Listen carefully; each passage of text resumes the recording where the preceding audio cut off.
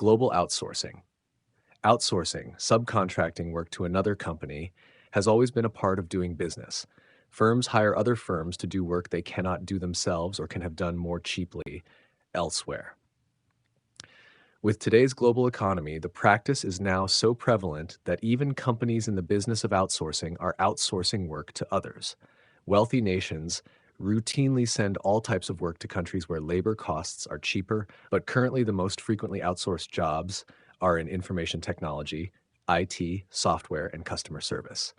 Japan, Western European countries, and the United States outsource the most work, and India and China take in the most.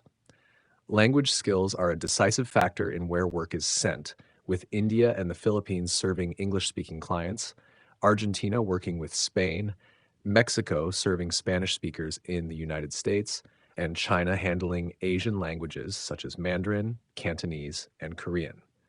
As a preponderance of corporations conduct business in English, the bulk of outsourcing jobs in recent decades have gone to India, where its status as a former British colony resulted in millions of people speaking English as their first language.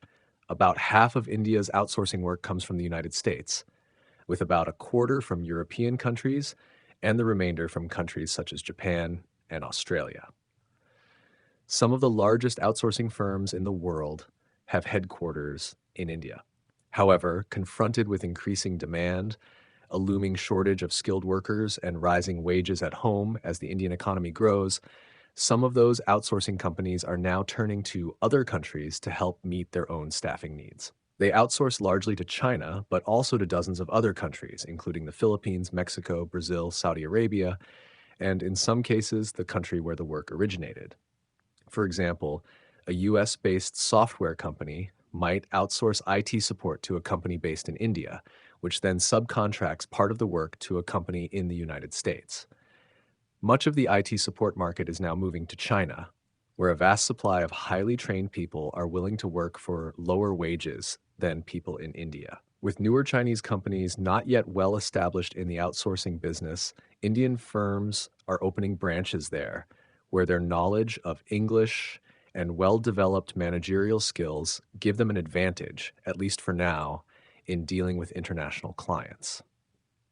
Outsourcing has long been a source of controversy, with opponents pointing to the loss of jobs and damage to the economy in the home country, and proponents viewing the savings in labor costs as a boon to business. The receiving countries generally consider the well-paying jobs a benefit to their economy, but employees are not always happy with the work.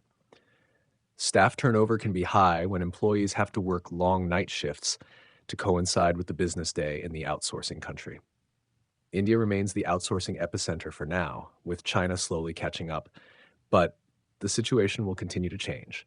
Once wages rise high enough in India and China, foreign workers somewhere else will be as enticing to outsourcing countries as India and China now are to Europe, Japan, and the United States.